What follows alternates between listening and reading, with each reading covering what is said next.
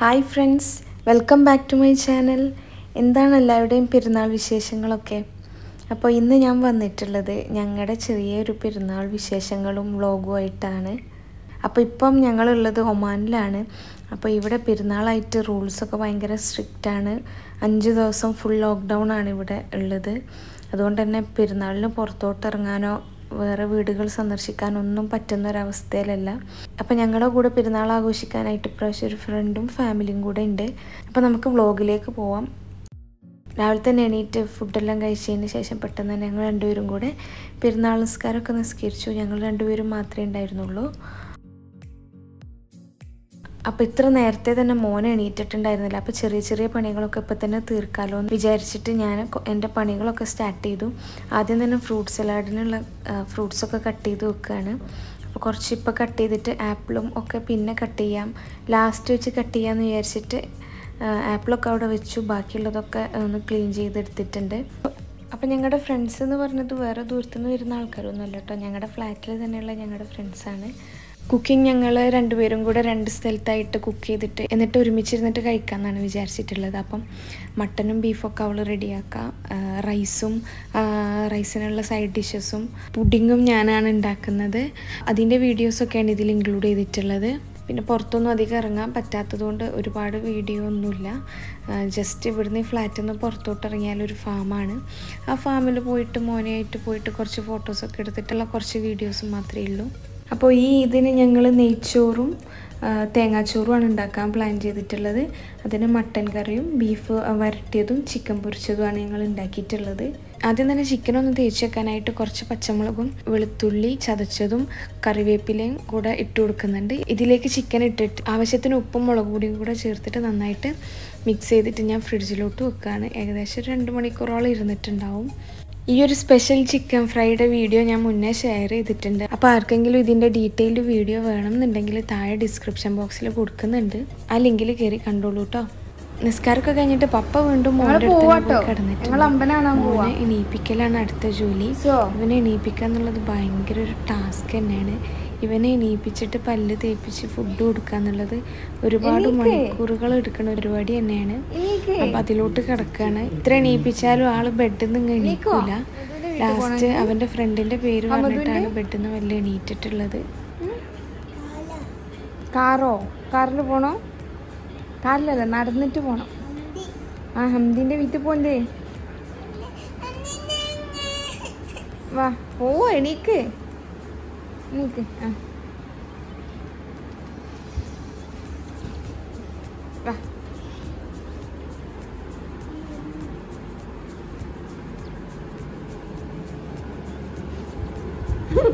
വാ പല്ലേക്ക വാ. അങ്ങനെ ബ്രഷിംഗ് ഒക്കെ കഴിഞ്ഞതിന് ശേഷം മൂപ്പര് കളിക്കാനായിട്ട് ഇറങ്ങിയിട്ടുണ്ട്. ഈ സമയത്താണ് ഞാൻ ഫുഡ് കൊടുക്കുന്നത്.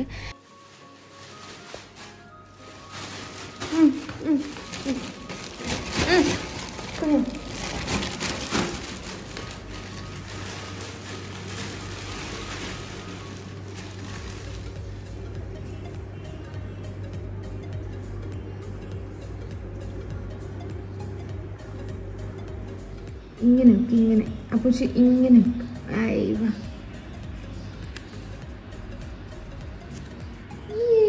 Good bye finish.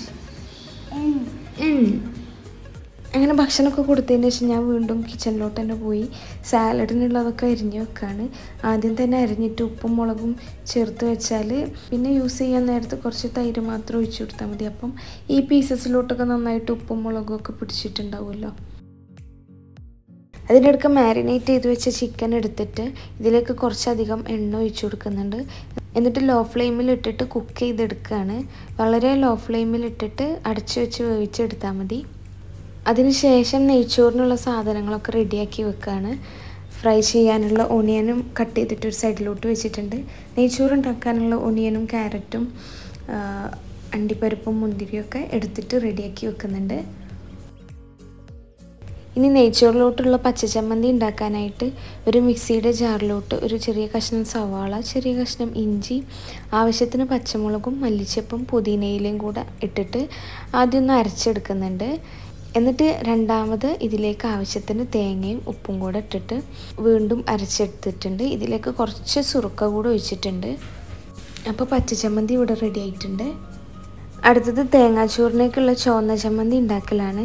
തേങ്ങാച്ചോറിൻ്റെ കൂടെ എന്നും ചൈൽഡ്ഹുഡ് നൊസ്റ്റാൾജിയ തന്നെയാണ് ചുവന്ന നല്ല എരിവുള്ള ചുവന്ന ചമ്മന്തി.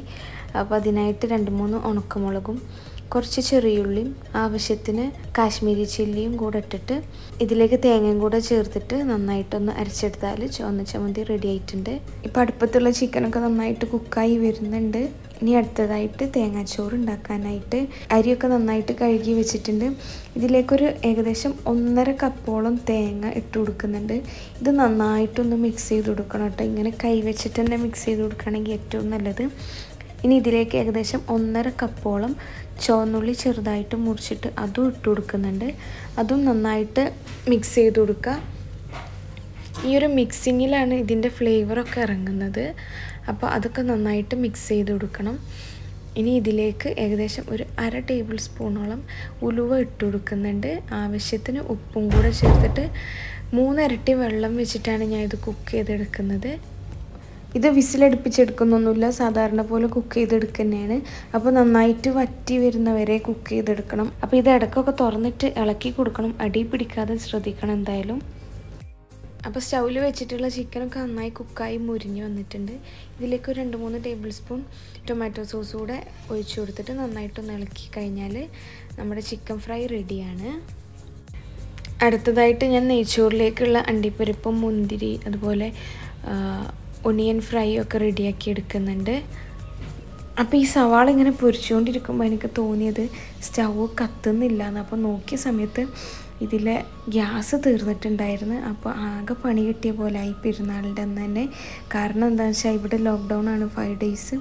അപ്പോൾ ഈ ഒരു ടൈമിൽ ഒരു സർവീസസും അവൈലബിൾ അല്ല, ഷോപ്പ് പോലും ക്ലോസ് ആണ്. അപ്പോൾ ഗ്യാസ് സിലിണ്ടറിന് ഇനി എന്ത് ചെയ്യുന്നുള്ളൊരു കൺഫ്യൂഷനിലായിപ്പോയി പെട്ടെന്ന്. പിന്നെ ഒരു രക്ഷയുണ്ടായിരുന്നില്ല. ഞങ്ങളുടെ ഫ്രണ്ടിൻ്റെ റൂമിൽ പോയിട്ടാണ് ബാക്കി കുക്കിങ്ങൊക്കെ ചെയ്തിട്ടുള്ളത്. അതുകൊണ്ട് തന്നെ കറക്റ്റ് വീഡിയോ ഒന്നും എടുക്കാൻ പറ്റില്ല. ആകെ ഒരു ടെൻഷനും കൺഫ്യൂഷനും ഒക്കെ ആയിപ്പോയി.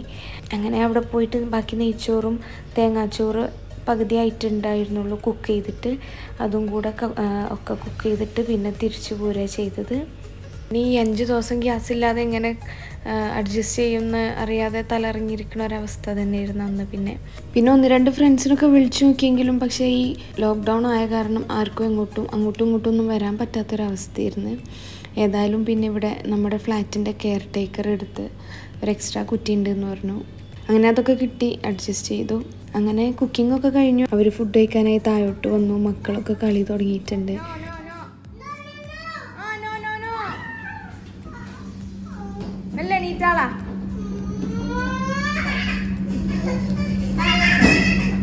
അമ്മത് എങ്ങട്ടാണ് എങ്ങടാണ് കള്ള വാ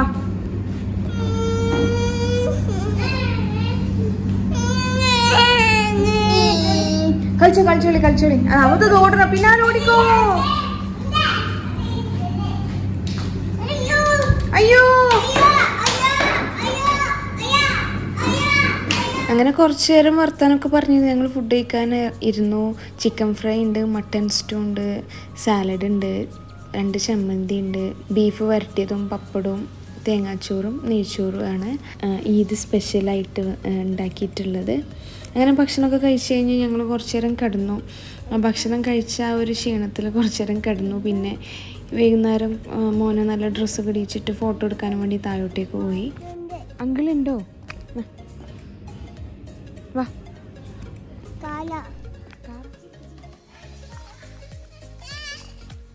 ഒന്ന് ഫോട്ടോ എടുക്കാൻ പോസ് ചെയ്യാൻ പറഞ്ഞാൽ ആ സമയത്ത് ഇല്ലാത്ത എക്സ്പ്രഷൻ ഉണ്ടാവില്ല. ഒരൊറ്റ ഫോട്ടോ പോലും ശരിക്ക് കിട്ടാറില്ല. അവൻ്റെ ഒരു 100 ക്ലിക്ക് ചെയ്താലും ഒരു ഫോട്ടോ പോലും ഞങ്ങളുടേത് നല്ലത് ഉണ്ടാവാറില്ല. ഇതുപോലത്തെ കളിയാണ് ഫോട്ടോ എടുക്കാൻ പറയുമ്പം കളിക്കാറ്.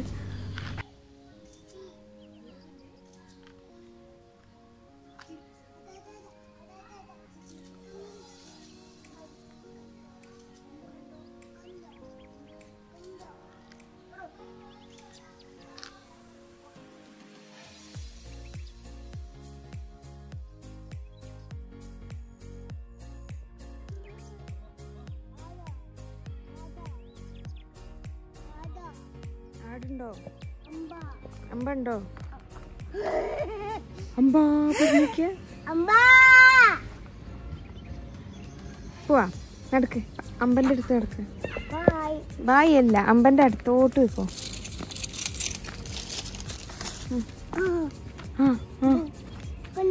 കണ്ടു കണ്ടു.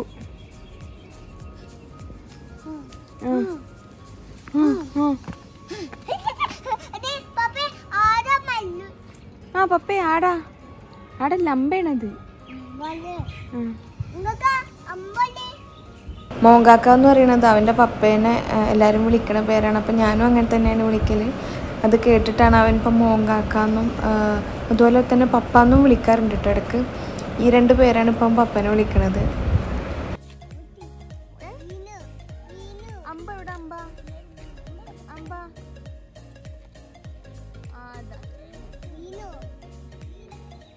അപ്പോൾ ഇത്രയൊക്കെയുള്ളൂ ഈദ് സ്പെഷ്യൽ വീഡിയോ. ലോക്ക്ഡൗൺ ആയതുകൊണ്ടാണ് എങ്ങോട്ടേക്കും ഇറങ്ങാനോ ഒന്നും പറ്റാതിരുന്നത്. ഏതായാലും ഇഷ്ടപ്പെട്ടു എന്ന് വിചാരിക്കുന്നു. വീണ്ടും പുതിയൊരു വീഡിയോ ആയിട്ട് കാണാം. അതുവരേക്കും ബൈ, ടേക്ക് കെയർ.